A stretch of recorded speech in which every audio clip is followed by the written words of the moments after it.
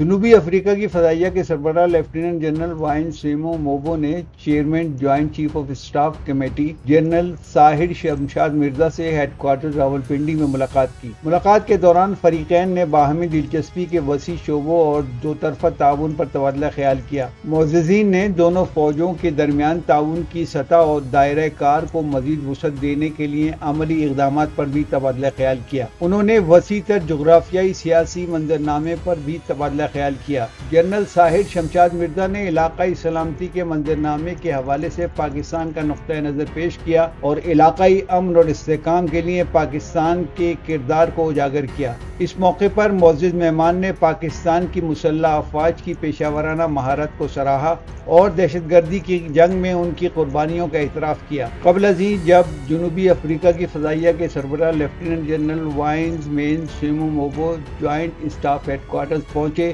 تو تینوں مسلح افواج کے چاق و چوبند دستے نے معزز مہمان کو گارڈ آف آنر پیش کیا۔